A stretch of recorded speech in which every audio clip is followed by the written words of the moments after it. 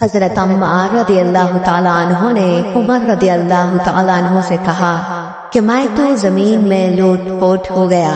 پھر نبی صلی اللہ علیہ وسلم کی خدمت میں حاضر ہوا تو آپ نے فرمایا کہ تیرے لیے صرف چہرے اور پونچھوں پر مسح کرنا کافی تھا، زمین پر لیٹنے کی ضرورت نہ تھی۔ صحیح بخاری حدیث نمبر 341۔ عبد الرحمن بن ابزہ نے کہا کہ میں حضرت عمر رضی اللہ تعالیٰ عنہ کی خدمت میں موجود تھا کہ عمار رضی اللہ تعالیٰ عنہ نے ان سے کہا، پھر انہوں نے پوری حدیث بیان کی۔ صحیح بخاری حدیث نمبر 342۔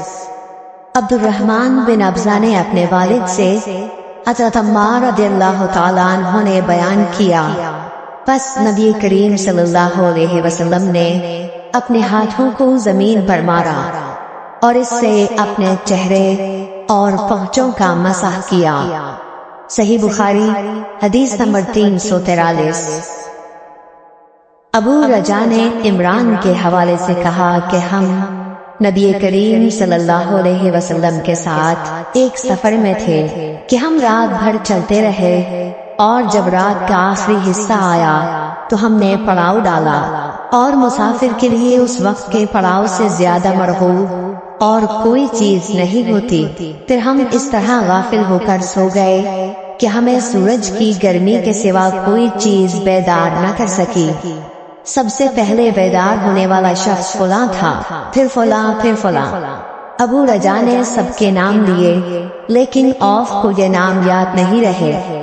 پھر چوتھے نمبر پر جاگنے والے حضرت عمر بن خطاب رضی اللہ تعالیٰ عنہ تھے، اور جب نبی کریم صلی اللہ علیہ وسلم آرام فرماتے تو ہم آپ کو جگاتے نہیں تھے یہاں تک کہ آپ خود بخود بیدار ہوں، کیونکہ ہمیں کچھ معلوم نہیں ہوتا کہ آپ پر خواب میں کیا تازہ وحی آتی ہے۔ جب حضرت عمر جاگ گئے اور یہ آمدہ آفت دیکھی، اور وہ ایک نڈر دل والے آدمی تھے، پس زور زور سے تکبیر کہنے لگے۔ اسی طرح بآواز بلند آپ اس وقت تک تکبیر کہتے رہے جب تک کہ نبی کریم صلی اللہ علیہ وسلم ان کی آواز سے بیدار نہ ہو گئے۔ تو لوگوں نے پیش آمدہ آفت مصیبت کے متعلق آپ صلی اللہ علیہ وسلم سے شکایت کی۔ اس پر آپ نے فرمایا کہ کوئی حرج نہیں، سفر شروع کرو۔ پھر آپ تھوڑی دور چلے، اس کے بعد آپ ٹھہر گئے اور وضو کا پانی طلب فرمایا اور وضو کیا اور اذان کہی گئی۔ پھر آپ نے لوگوں کے ساتھ نماز پڑھی۔ جب آپ نماز پڑھانے سے فارغ ہوئے تو ایک شخص پر آپ کی نظر پڑی جو الگ کنارے پر کھڑا ہوا تھا، اور اس نے لوگوں کے ساتھ نماز نہیں پڑھی تھی۔ آپ نے اس سے فرمایا کہ اے فلاں، تمہیں لوگوں کے ساتھ نماز میں شریک ہونے سے کون سی چیز نے روکا؟ اس نے جواب دیا کہ مجھے غسل کی حاجت ہو گئی اور پانی موجود نہیں ہے۔ آپ نے فرمایا کہ پاک مٹی سے کام نکال لو، یہی تجھ کو کافی ہے۔ پھر نبی کریم صلی اللہ علیہ وسلم نے سفر شروع کیا تو لوگوں نے پیاس کی شکایت کی۔ آپ پھر ٹھہر گئے اور فلاں یعنی عمران بن حسین رضی اللہ تعالیٰ عنہ کو بلایا۔ ابو رجا نے ان کا نام لیا تھا لیکن اوف کو یاد نہیں رہا، اور حضرت علی کو بھی طلب فرمایا۔ ان دونوں سے آپ نے فرمایا کہ جاؤ پانی تلاش کرو۔ یہ دونوں نکلے۔ راستے میں ایک عورت ملی جو پانی کی 2 پکھالیں اپنے اونٹ پر لٹکائے ہوئے بیچ میں سوار ہو کر جا رہی تھی۔ انہوں نے اس سے پوچھا کہ پانی کہاں ملتا ہے؟ تو اس نے جواب دیا کہ کل اسی وقت میں پانی پر موجود تھی، یعنی پانی اتنی دور ہے کہ کل میں اسی وقت وہاں سے پانی لے کر چلی تھی، آج یہاں پہنچی ہوں، اور ہمارے قبیلے کے مرد لوگ پیچھے رہ گئے ہیں۔ انہوں نے اس سے کہا اچھا ہمارے ساتھ چلو۔ اس نے پوچھا کہاں چلوں؟ انہوں نے کہا رسول اللہ صلی اللہ علیہ وسلم کی خدمت میں۔ اس نے کہا اچھا وہی جن کو لوگ صابی کہتے ہیں؟ انہوں نے کہا یہ وہی ہے جسے تم کہہ رہی ہو۔ اچھا اب چلو۔ آخر یہ دونوں حضرات اس عورت کو حضرت صلی اللہ علیہ وسلم کی خدمت مبارک میں لائے اور سارا واقعہ بیان کیا۔ عمران نے کہا کہ لوگوں نے اسے اونٹ سے اتار لیا، پھر نبی کریم صلی اللہ علیہ وسلم نے ایک برتن طلب فرمایا اور دونوں پکھالوں یا مشکیزوں کے منہ اس برتن میں کھول دیے، پھر ان کا اوپر کا منہ بند کر دیا، اس کے بعد نیچے کا منہ کھول دیا اور تمام لشکریوں میں منادی کر دی گئی کہ خود بھی سیر ہو کر پانی پئیں اور اپنے تمام جانوروں وغیرہ کو بھی پلا لیں۔ پس جس نے چاہا پانی پیا اور پلایا اور سب سیر ہو گئے۔ آخر میں اس شخص کو بھی ایک برتن میں پانی دیا جسے غسل کی ضرورت تھی۔ آپ نے فرمایا لے جا اور غسل کر لے۔ وہ عورت کھڑی دیکھ رہی تھی کہ اس کے پانی سے کیا کیا کام لیے جا رہے ہیں، اور خدا کی قسم جب پانی لیا جاتا اور خدا کی قسم جب پانی لیا جانا ان سے بند ہوا تو ہم دیکھ رہے تھے کہ اب مشکیزوں میں پانی پہلے سے بھی زیادہ موجود تھا۔ پھر نبی کریم صلی اللہ علیہ وسلم نے فرمایا کہ کچھ اس کے لیے کھانے کی چیز جمع کرو۔ لوگوں نے اس کے لیے عمدہ قسم کی کھجور، اجوا، آٹا اور ستو اکٹھا کیا، یہاں تک کہ بہت سارا کھانا اس کے لیے جمع ہو گیا، تو اسے لوگوں نے ایک کپڑے میں رکھا اور عورت کو اونٹ پر سوار کر کے اس کے سامنے وہ کپڑا رکھ دیا۔ رسول اللہ صلی اللہ علیہ وسلم نے اس سے فرمایا کہ تمہیں معلوم ہے کہ ہم نے تمہارے پانی میں کوئی کمی نہیں کی ہے، لیکن اللہ تعالیٰ نے ہمیں سیراب کر دیا۔ پھر وہ اپنے گھر آئی، دیر کافی ہو چکی تھی، اس لیے گھر والوں نے پوچھا کہ اے فلانی کیوں اتنی دیر ہوئی؟ اس نے کہا ایک عجیب بات ہوئی، مجھے 2 آدمی ملے اور وہ مجھے اس شخص کے پاس لے گئے جسے لوگ صابی کہتے ہیں۔ وہاں اس طرح کا واقعہ پیش آیا، خدا کی قسم وہ تو اس کے اور اس کے درمیان سب سے بڑا جادوگر ہے۔ اور اس نے بیج کی انگلی اور شہادت کی انگلی آسمان کی طرف اٹھا کر اشارہ کیا۔ اس کی مراد آسمان اور زمین سے تھی، یا پھر وہ واقعی اللہ کا رسول ہے۔ اس کے بعد مسلمان اس قبیلے کے دور و نزدیک کے مشرکین پر حملے کیا کرتے تھے، لیکن اس گھرانے کو جس سے اس عورت کا تعلق تھا کوئی نقصان نہیں پہنچاتے تھے۔ یہ اچھا برتاؤ دیکھ کر ایک دن اس عورت نے اپنی قوم سے کہا کہ میرا خیال ہے کہ یہ لوگ تمہیں جان بوجھ کر چھوڑ دیتے ہیں، تو کیا تمہیں اسلام کی طرف کچھ رغبت ہے؟ قوم نے عورت کی بات مان لی اور اسلام لے آئی۔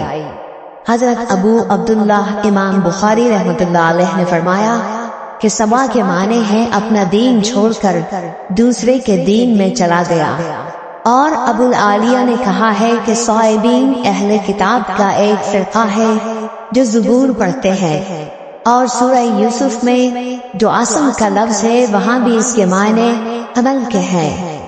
صحیح بخاری حدیث نمبر 344۔ ابو موسیٰ نے عبداللہ بن مسعود سے کہا کہ اگر غسل کی حاجت ہو اور پانی نہ ملے تو کیا نماز نہ پڑھی جائے؟ عبداللہ نے فرمایا ہاں، اگر مجھے 1 مہینے تک بھی پانی نہ ملے گا تو میں نماز نہ پڑھوں گا۔ اگر اس میں لوگوں کو اجازت دے دی جائے تو سردی معلوم کر کے بھی لوگ تیمم سے نماز پڑھ لیں گے۔ ابو موسیٰ کہتے ہیں کہ میں نے کہا کہ پھر حضرت عمر رضی اللہ تعالیٰ عنہ کے سامنے حضرت عمار رضی اللہ تعالیٰ عنہ کے قول کا کیا جواب ہوگا؟ بولے کہ مجھے تو نہیں معلوم ہے کہ عمر رضی اللہ تعالیٰ عنہ عمار رضی اللہ تعالیٰ عنہ کی بات سے مطمئن ہو گئے تھے۔ صحیح بخاری حدیث نمبر 345۔ ابو موسیٰ نے پوچھا کہ ابو عبد الرحمن آپ کا کیا خیال ہے کہ اگر کسی کو غسل کی حاجت ہو اور پانی نہ ملے تو وہ کیا کرے؟ عبداللہ نے فرمایا کہ اسے نماز نہ پڑھنی چاہیے جب تک اسے پانی نہ مل جائے۔ ابو موسیٰ نے کہا کہ پھر عمار کی اس روایت کا کیا ہوگا، جبکہ نبی کریم صلی اللہ علیہ وسلم نے ان سے کہا تھا کہ تمہیں صرف ہاتھ اور منہ کا تیمم کافی تھا۔ ابن مسعود نے فرمایا کہ تم عمر کو نہیں دیکھتے کہ وہ عمار کی اس بات پر مطمئن نہیں ہوئے تھے۔ پھر ابو موسیٰ نے کہا کہ اچھا عمار کی بات کو چھوڑو، لیکن اس آیت کا کیا جواب دو گے جس میں جنابت میں تیمم کرنے کی واضح اجازت موجود ہے؟ عبداللہ بن مسعود اس کا کوئی جواب نہ دے سکے، صرف یہ کہا کہ اگر ہم اس کی بھی لوگوں کو اجازت دے دیں تو ان کا حال یہ ہو جائے گا کہ اگر کسی کو پانی ٹھنڈا معلوم ہوا تو اسے چھوڑ دیا کرے گا اور تیمم کر لیا کرے گا۔ آمش کہتے ہیں کہ میں نے شفیق سے کہا کہ گویا عبداللہ نے اس وجہ سے یہ صورت ناپسند کی تھی، تو انہوں نے جواب دیا کہ ہاں۔ صحیح بخاری حدیث نمبر 346۔ حضرت ابو موسیٰ رضی اللہ تعالی عنہ نے حضرت عبداللہ بن مسعود سے کہا کہ اگر ایک شخص کو غسل کی حاجت ہو اور مہینہ بھر پانی نہ پائے تو کیا وہ تیمم کر کے نماز نہ پڑھے؟ شفیق کہتے ہیں کہ حضرت عبداللہ بن مسعود نے جواب دیا کہ وہ تیمم نہ کرے اگرچہ وہ 1 مہینے تک پانی نہ پائے اور نماز موقوف رکھے۔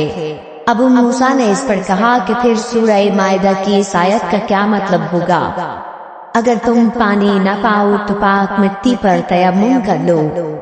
حضرت عبداللہ بن مسعود بولے کہ اگر لوگوں کو اس کی اجازت دے دی جائے تو جلد ہی یہ حال ہو جائے گا کہ جب ان کو پانی ٹھنڈا معلوم ہوگا تو وہ مٹی سے تیمم ہی کر لیں گے۔ آمش نے کہا میں نے شفیق سے کہا تو تم نے جنبی کے لیے تیمم اس لیے برا جانا؟ انہوں نے کہا ہاں۔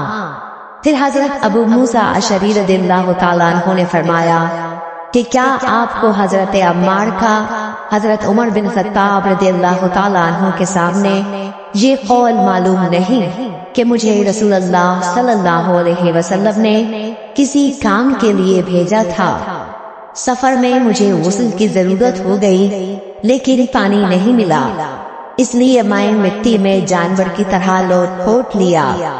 پھر میں نے رسول اللہ صلی اللہ علیہ وسلم سے اس کا ذکر کیا تو آپ نے فرمایا کہ تمہارے لیے صرف اتنا کرنا کافی تھا، اور آپ نے اپنے ہاتھوں کو زمین پر 1 مرتبہ مارا، پھر ان کو جھاڑ کر بائیں ہاتھ سے داہنے کی پشت کو من لیا یا بائیں ہاتھ کا داہنے ہاتھ سے مسح کیا، پھر دونوں ہاتھوں سے چہرے کا مسح کیا۔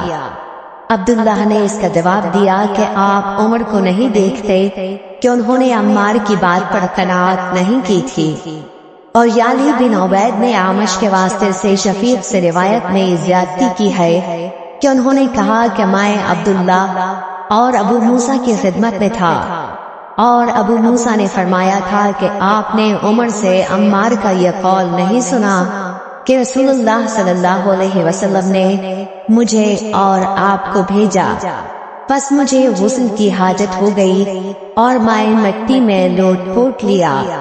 پھر میں رات رسول اللہ صلی اللہ علیہ وسلم کی خدمت میں حاضر ہوا اور آپ سے صورتحال کے متعلق ذکر کیا تو آپ نے فرمایا کہ تمہیں صرف اتنا ہی کافی تھا، اور آپ نے چہرے اور ہتھیلیوں کا 1 ہی مرتبہ مسح کیا۔ صحیح بخاری حدیث نمبر 347۔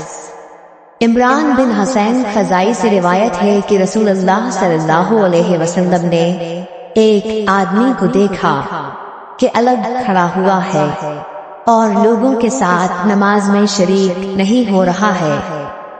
آپ نے فرمایا کہ اے فلاں، تمہیں لوگوں کے ساتھ نماز پڑھنے سے کس چیز نے روک دیا؟ اس نے عرض کی یا رسول اللہ، مجھے غسل کی ضرورت ہو گئی اور پانی نہیں ہے۔